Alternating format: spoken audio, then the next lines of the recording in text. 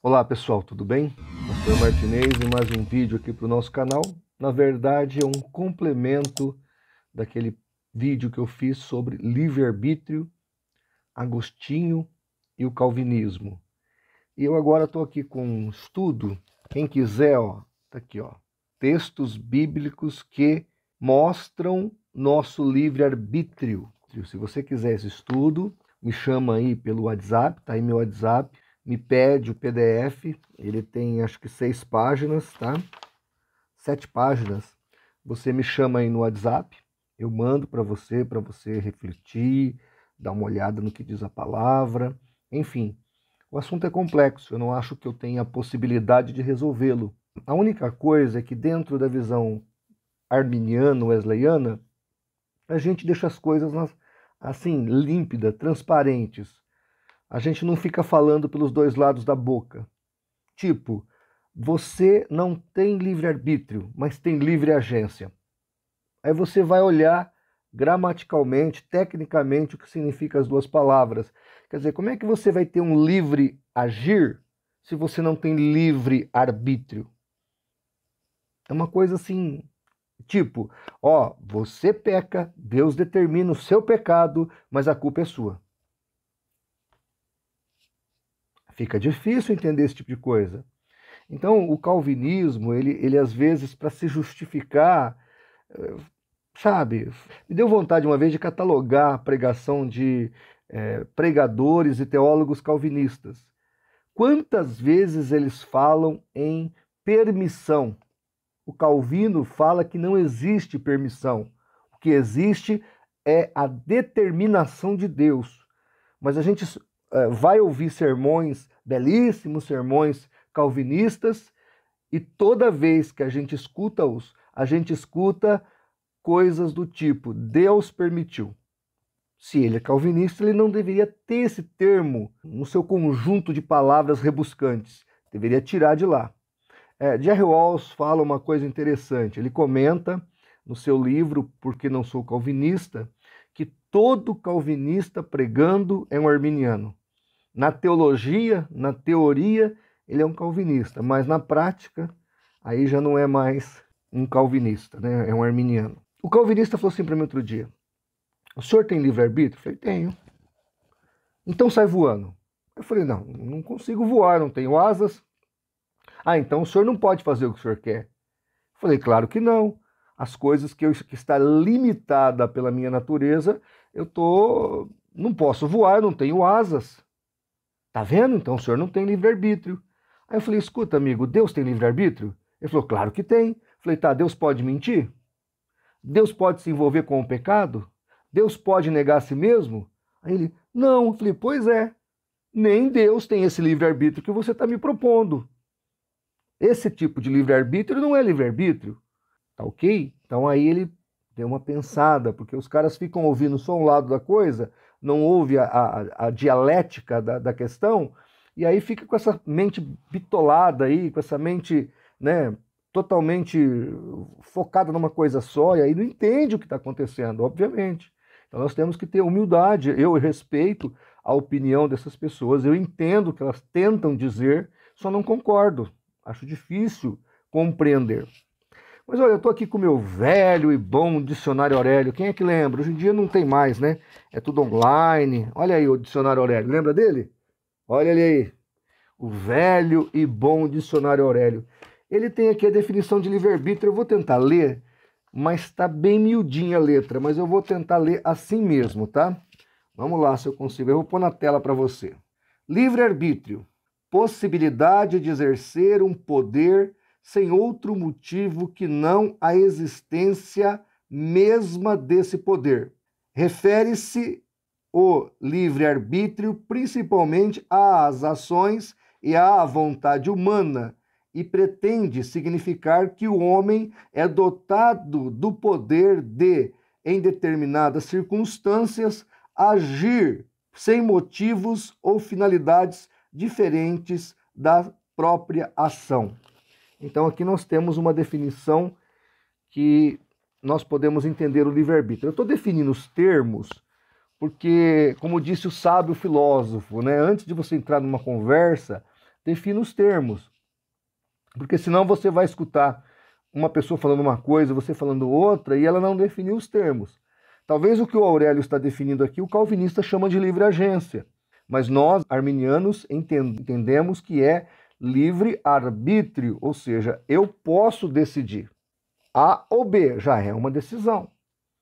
Talvez eu não tenha de A a Z para escolher. O momento me deixa A ou B. Mas é uma decisão que cabe a mim tomar. Deus orienta, o Espírito Santo orienta, a palavra de Deus orienta, agora você tem que tomar suas decisões.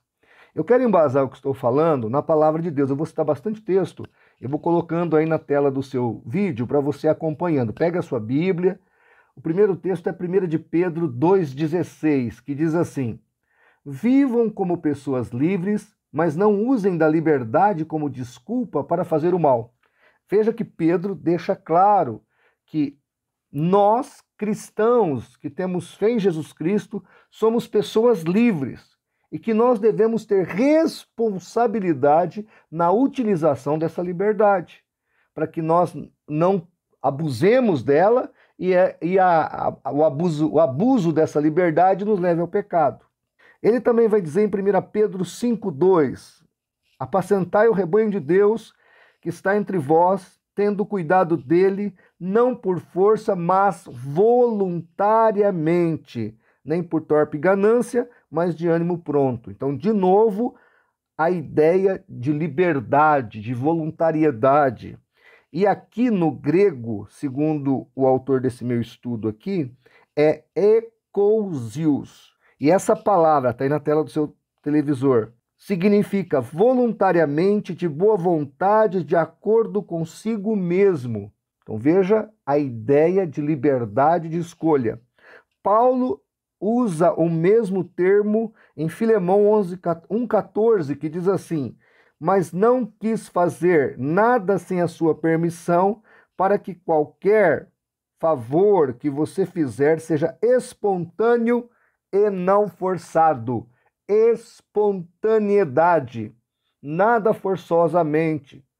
Então, quando a gente começa a analisar a palavra, a gente vai ver que com Deus é na base do diálogo, da conversa, nem por força, nem por violência, mas pelo meu espírito, diz o Senhor. Continuando aqui observando a palavra de Deus, nós vamos encontrar mais texto. Gálatas 5,13, olha que Paulo fala: irmãos, vocês foram chamados para a liberdade, mas não usem a liberdade para dar ocasião à vontade da carne.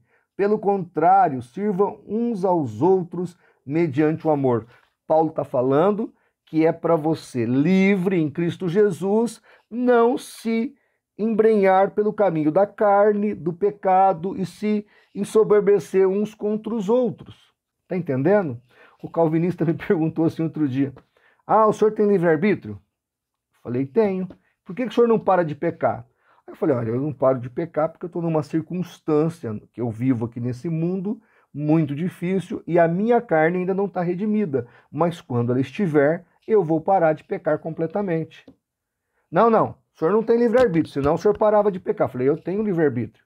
O problema é que eu até sei o jeito que dá para viver de uma maneira que eu peque muito menos. Mas para isso eu ia ter que me tornar um monge dentro de um monastério, mas eu tenho que tentar me adaptar à realidade que eu vivo, orar bastante a Deus e dentro dessa realidade procurar errar o menos possível. Eu não saio de manhã pensando com quem que eu vou adulterar, quem que eu vou roubar, quem que eu vou matar, quem que eu vou passar para trás. Isso não se passa na minha cabeça. Eu não tenho a intenção de pecar, mas diante das circunstâncias, às vezes eu acabo cometendo o pecado, e aí eu tenho que me consertar instantaneamente ou refletir sobre o que eu fiz e me corrigir e continuar a vida até que Jesus me arrebate e me transforme o meu corpo num corpo glorificado, igual aquele que, aliás, melhor do que aquele que Adão tinha no paraíso, e aí, obviamente, que a redenção estará completa, eu não vou pecar mais. Eu ainda peco porque a redenção precisa glorificar o corpo. Isso ainda não aconteceu. E aí ele ficou meio assim comigo. Eu falei, está entendendo, querido? Eu tenho livre-arbítrio. Agora, apesar de muitas vezes eu me colocar numa circunstância difícil que me leva a pecar, isso não quer dizer que eu não estava sabendo o que eu estava fazendo. Aí eu disse para ele, bom, e você? Ele falou, não, eu não tenho livre-arbítrio. Eu falei, então você não deveria pecar. Ele falou, por quê? Ué, porque Deus, se você só faz o que Deus determina, a Bíblia diz que a vontade de Deus é a nossa santificação. Então por que você peca? Aí ele ficou meio assim. E é óbvio. Se eu não tivesse livre-arbítrio, se eu fizesse apenas o que Deus determina, eu não iria pecar, porque a vontade de Deus é a nossa santificação. E se é a vontade dele e ele determinou todas as minhas ações, obviamente que eu não iria pecar. Então não faz sentido, né? Paulo, de novo, em 2 Coríntios 9,7, diz assim: cada um dê conforme determinou em seu coração, não com pesar ou por obrigação, porque Deus ama aquele que dá com alegria. Continuando aqui, Josué 24,15, agora alguns textos do Velho Testamento. Aquele texto quando Josué chega diante do povo e fala assim, olha, eu e minha casa serviremos ao Senhor. E ele diz para o povo, e vocês escolham hoje a quem irão servir. Veja, a liberdade de escolher servir ou não a Deus. Deuteronômio 28, 1 e versículo 15. Se vocês obedecerem fielmente ao Senhor, ao seu Deus, e seguirem cuidadosamente todos os seus mandamentos que hoje lhes dou, o Senhor seu Deus os colocará muito acima de todas as terras, as nações da terra. Entretanto, se vocês não obedecerem ao Senhor, ao seu Deus, e não seguirem cuidadosamente todos os seus mandamentos e decretos que hoje lhes dou, todas estas maldições cairão sobre vós e os atingirão. Veja que Deus propõe. Ai, pastor, mas quer dizer que eles iam conseguir guardar a lei? Claro que não. Ninguém no Velho Testamento foi salvo por obedecer à lei, mas sim pela fé em Deus. Eles deveriam botar fé em Deus e procurar fazer o melhor, porque aí sim eles seriam perfeitos para Deus. É Filipenses capítulo 3, Paulo diz assim, acho que é o versículo 12, Paulo diz assim, não que sejamos perfeitos, mas avançamos para o alvo. Aí no versículo 15 ele fala assim, e todos nós que já somos perfeitos, o que Paulo está dizendo nesses dois textos? Ele está dizendo que perfeito para Deus é aquele que reconhece as suas imperfeições, os seus pecados, mas olha para Cristo e avança e melhora. Tem um amigo meu que toda vez que eu encontro com ele, eu pergunto, e aí fulano, como é que vai? Tudo bem? Ele diz, melhorando, pastor, melhorando. Aí um dia eu falei, escuta, por que você está sempre melhorando? Aí ele falou, porque eu sou crente, o crente está sempre melhorando. Então a ideia é essa, até chegar na glorificação, quando nós recebemos um corpo que é imortal e glorioso, que não está mais sujeito ao pecado, aí nós não vamos pecar mais. Por quê? Porque vamos perder o livre-arbítrio? Não, vamos desfrutar, aliás, da nossa escolha. Olha, segundo Samuel 24:12, assim diz o Senhor, estou lhe dando 3 opções de punição, escolha uma delas e eu executarei contra você. Quando Davi ali desobedece a Deus, faz um censo, Deus então vai punir Davi. E Deus coloca ele diante de 3 opções. Ó, escolhe uma aí, uma das 3. A que você escolher, eu vou executar. Livre-arbítrio. Não é Davi escolher outra coisa, é escolher o que está na circunstância. Isso é livre-arbítrio. É que na cabeça do calvinista, livre-arbítrio era Deus chegar no Davi e falar, olha, eu te proponho 3 coisas. Aí o Davi fala, não, tem uma 4ª opção, Senhor, eu queria fazer uma 4ª proposta, eu quero assim. Não tem essa. A vida não é assim. Nem para com Deus, nem para com o diabo, nem para com o nosso próximo. Não é assim que as coisas funcionam. Nem com nossos filhos, com a nossa esposa, com o seu cônjuge, não funciona assim. A vida tem regras. E ela é uma via de mão dupla. Não é só eu que vivo aqui. Eu vivo eu, minha família, meus amigos, meus inimigos, os anjos, os demônios, o diabo, Deus. Como é que é? A vida é complexa. Então não é... Eu não posso... Nem Deus faz desse jeito. Para Deus permitir que nós existíssemos, ele teve que se resignar. Senão nós não existiríamos. A Bíblia fala que o soberano do universo, ele se restringiu para que nós estivéssemos aqui hoje vivendo essa vida graciosa que ele nos ofertou. Gênesis 4, 6 e 7 conta a história de Caim e Abel. E o texto diz assim, por isso Caim se enfureceu e seu rosto se transtornou. O Senhor disse a Caim: por que você está furioso? Por que se transtornou o seu rosto? Se você fizer o bem, não será aceito, mas se não fizer, saiba que o pecado ameaça a porta. Ele deseja conquistá-lo, mas você deve dominá-lo. Então aqui nós vemos a graça preveniente de Deus batendo na porta de Caim, falando para ele: olha, o negócio é o seguinte, eu estou vendo aí que a oferta do teu irmão está subindo e a tua não. Você não tem que ficar nervoso, nem deixar o pecado te dominar. Você tem que consertar o teu coração e consertar a tua oferta. Deus dá uma chance para Caim, mas ele escolhe desobedecer, vai lá e mata Abel. A vida é feita de escolhas e você vai ter que conviver com elas. Você não foi obrigado a casar. Casou, foi uma escolha. Você quis trabalhar nesse lugar, agora assuma a sua escolha. Você quis congregar nesta igreja, agora viva com a sua escolha. Você quis o ministério, agora assuma a sua escolha. Tá certo? Ah, mas Deus não chama? Deus chama. Deus não aponta, Deus aponta. Queridos, Deus tem um plano perfeito para a nossa vida. Eu acredito nisso. Mas muitas vezes as nossas escolhas vão contra esse projeto de Deus. E depois disso, você tem que conviver com elas, querido. Tem que conviver com elas. Mateus 23:37, Jesus fala o quê? Que ele queria juntar os judeus como a galinha junta os pintinhos debaixo das suas asas. Mas ele diz, mas vocês não quiseram. Eu queria, mas vocês não quiseram. Lucas 7:30 diz assim: mas os fariseus e peritos da lei rejeitaram o propósito de Deus para eles, não sendo batizados por João. Eles rejeitaram o evangelho e não foram batizados. João proclamou o arrependimento, mas eles não aceitaram. Por quê? Porque se endureceram. Eles se endureceram.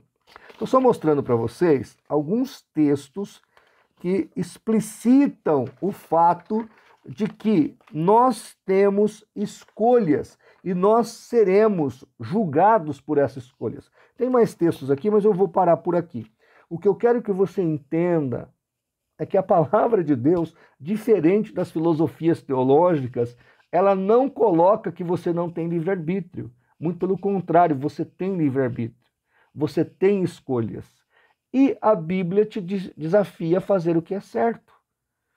E aí, querido, fazer o que é certo para Deus não é não errar, mas é errar tendo na cabeça a ideia de fazer o certo. E claro, se você obedecer o Espírito Santo, se você obedecer o que está escrito na palavra, a maior parte das vezes você vai acertar. E quando você errar, você deve errar tentando fazer o certo. É assim que nós vivemos para agradar a Deus. Agora, daí eu argumentar que o homem não tem livre-arbítrio, não é factual, tá ok?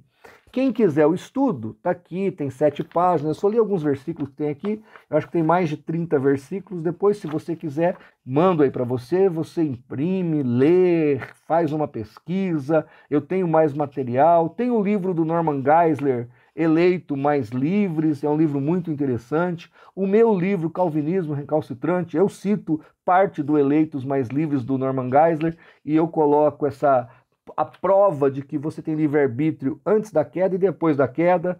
Então, enfim, nós estamos à disposição para te ajudar nesse entendimento e para que você tenha essa compreensão, que se nós não tivermos o livre-arbítrio, e tudo que eu faço é determinado pela divindade, obviamente que Deus vai ser o autor do pecado. E o nosso Deus não tem nada a ver com o pecado. Tá bom? Gente, é uma coisa bem simplesinha aí. Eu só queria te dar essa informação básica, mostrar para você que a palavra de Deus deixa claro que há escolhas para nós, nós viveremos pelas nossas escolhas e Deus nos dá essas opções com a graça preveniente dele sobre nós. É claro que ele sabe das nossas fraquezas, das nossas impossibilidades, mas Deus jamais deixa o homem abandonado. A graça preveniente dele está conosco para nos ajudar. Gostou do vídeo? Dê aí o seu like, nos ajude a fazer pela verdade o que as seitas fazem pela mentira. Um abraço e até o próximo vídeo. Deus te abençoe.